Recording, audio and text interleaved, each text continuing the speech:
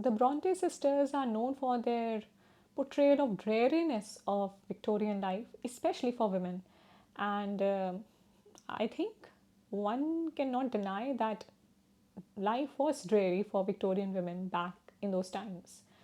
And now that I have read Jane Eyre again, I mean, it has been quite a while since I have read Jane Eyre for the first time. Like, I read it when I was 19, and continuously I read it again and again. And now that I'm 29 and I read it again, there are certain aspects of the book that I did not quite think about and brushed past it.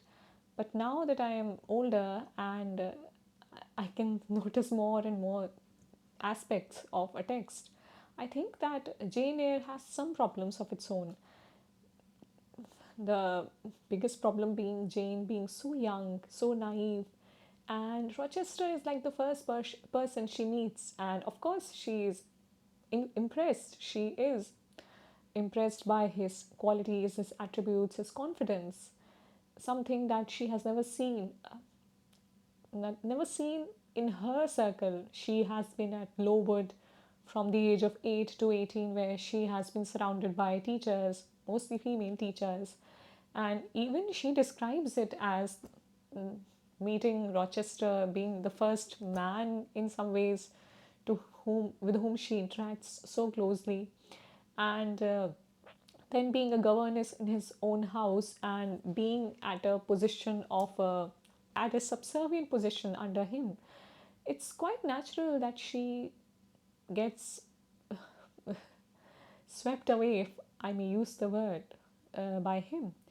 And now that I think about it, I think there is problem in that aspect of Jane and Rochester's relationship. First of all, the age gap aspect is quite quite I won't say the word, but abominable in some ways. Jane is just 18, she's a child, and Rochester is like 35 or 38. He is like an old man who is married, of course.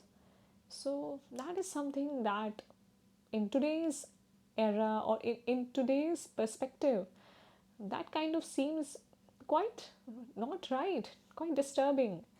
Jane's mind is not developed. She is just a child. And being and she has been mistreated all her life. She has survived on breadcrumbs of affection. And even the word breadcrumb is used in the novel. She says that Rochester's breadcrumbs are all she wants. And it shows that she is quite starved, like literally and figuratively. Like, before meeting Rochester, she is described as pale, thin, not very handsome. And after she meets Rochester, after she gets to know him, it is described in the book how she gains some weight, her cheeks grow redder, she is more fuller.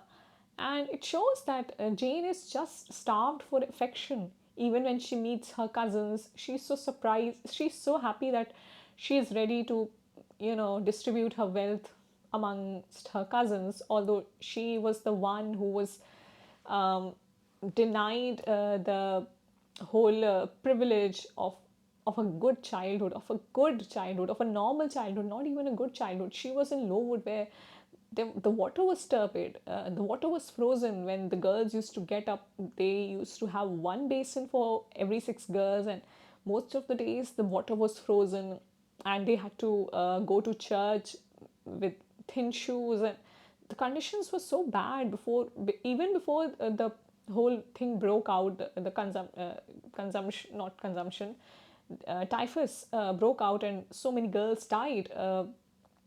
The situation was so bad. She describes us having one meal in the morning, and then one meal at night, burnt porridge, that soup, that thin soup, that thin bread with one cup of coffee, uh, which was taken by the elder girls who bullied the younger girls into giving it. Like, Jane had a miserable childhood, and she deserved that money. It is good that she distributed it to her cousins, but what I'm saying is that Jane is so starved for affection. Her life is so sad. Like she is so alone in her life. She had one friend who was Helen Burns, and she dies, and she doesn't have any friends. Even Rochester asks her when they meet for the first, like for the second time, when they start talking for the first time, and Rochester asks her like, "Who are your parents? Who are your friends?" Even in the BBC adaptation, Jane is about to say that I had one friend, but then she says, "No, I have no friends, no family, nothing."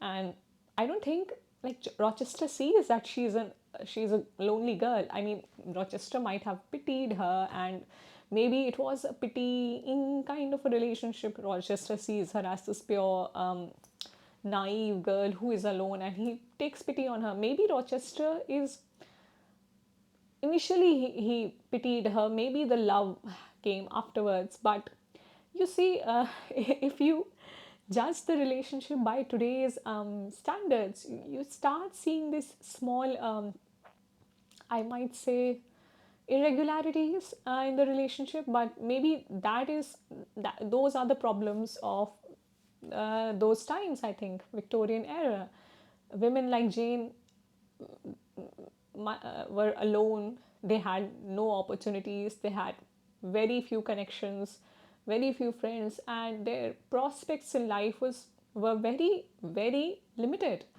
And maybe Charlotte Bronte is trying to point out these things as well. That you see this girl, she is from this missionary school, and she was just about to die by the typhus fever, but she did not.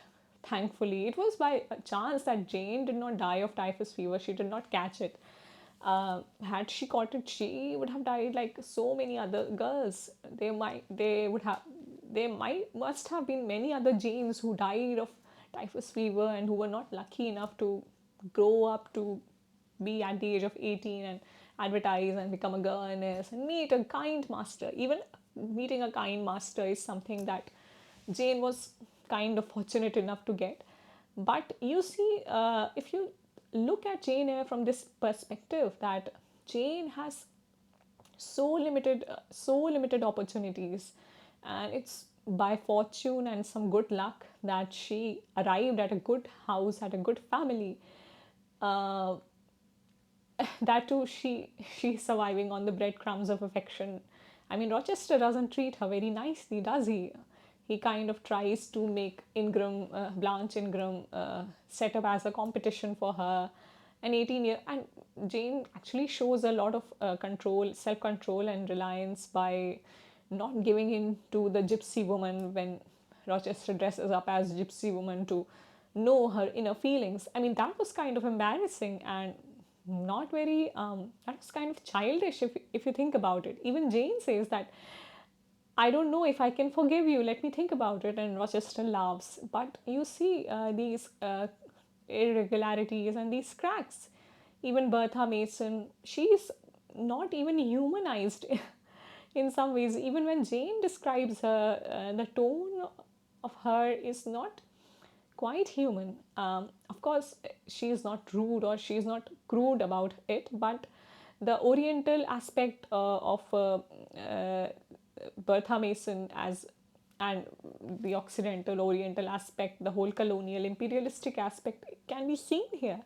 Bertha is described as a huge woman, monster like, dark, with wide, like with hair, disarrayed hair. Of course, she has disarrayed hair. She's not well. So, like the way she's described, the way her treatment is done, you see that the savage the savage aspect, the savage hint of you know you can see the unconsciously the savage aspect of Bertha Mason, because she's from the West Indies, and the whole colonized people are savage. That aspect comes out unconsciously itself, but it does come out, and you can see that she is described as a savage.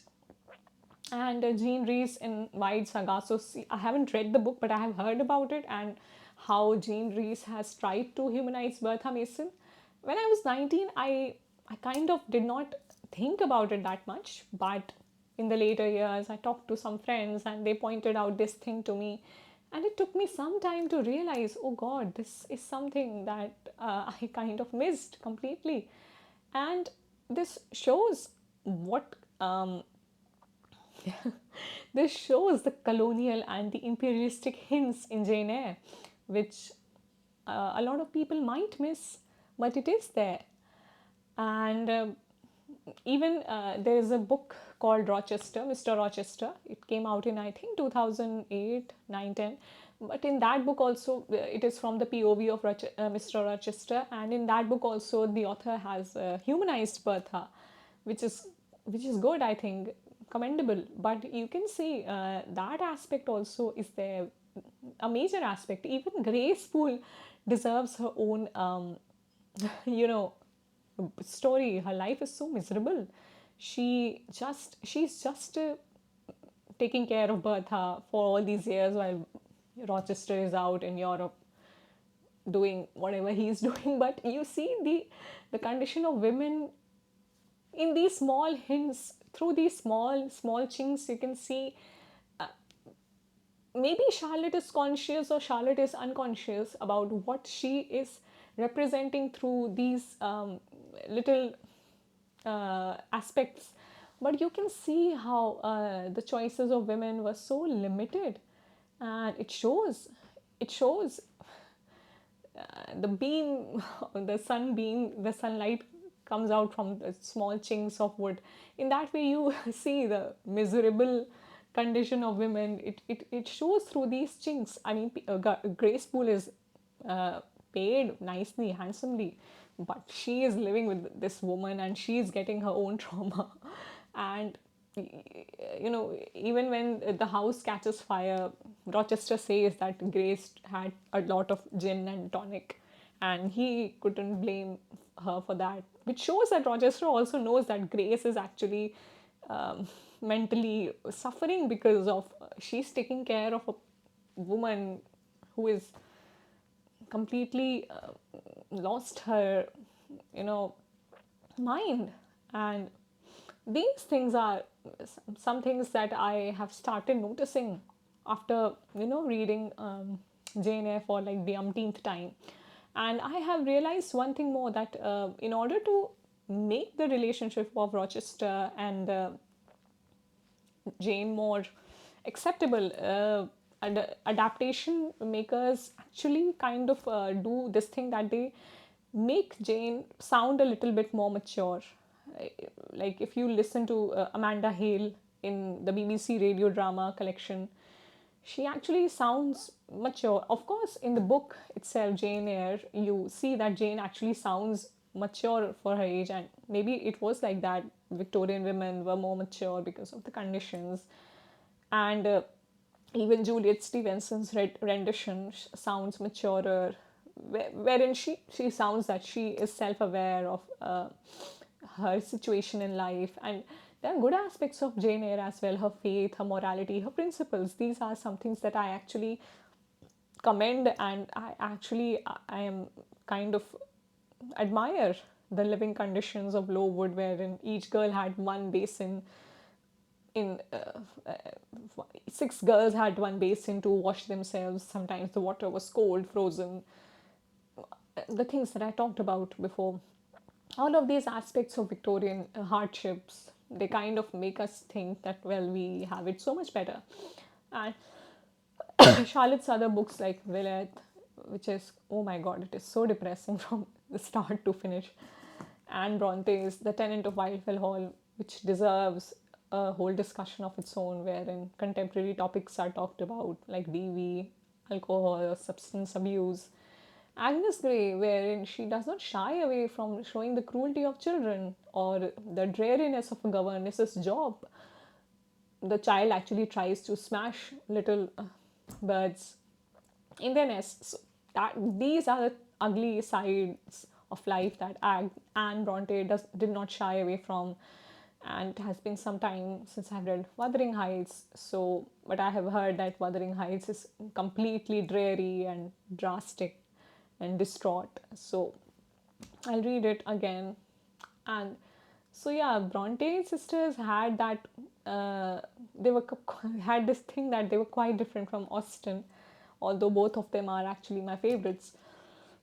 But Brontes have more of an edge to them, more of a realistic, um, that more like quality, that ridges of life are complete clearly shown in their books. And Austen has more of a psychological, like Austen also shows the psychological ridges of life, because she came from the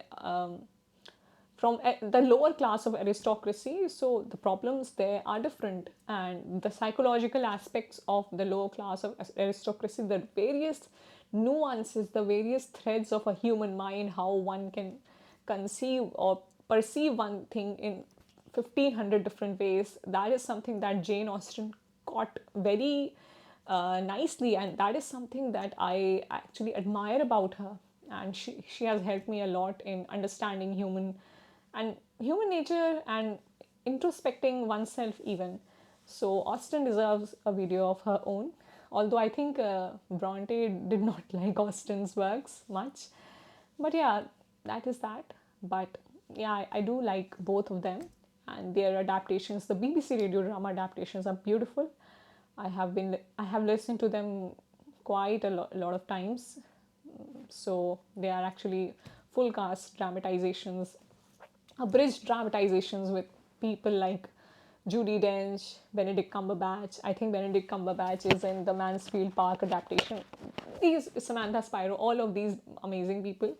Even the whole Bronte BBC radio has a discussion with Rachel Joyce about how she goes into the process of adapting the radio dramas, which is quite interesting to hear. So yeah, BBC radio dramas have added a new flavor to my reading and understanding of Bronte, Austen, even Oscar Wilde. Oscar Wilde's adaptations are also beautiful. Even Noel Coward, yeah, Noel Coward, Ian Foster, all of these people, their whole BBC radio drama collections are amazing and beautiful.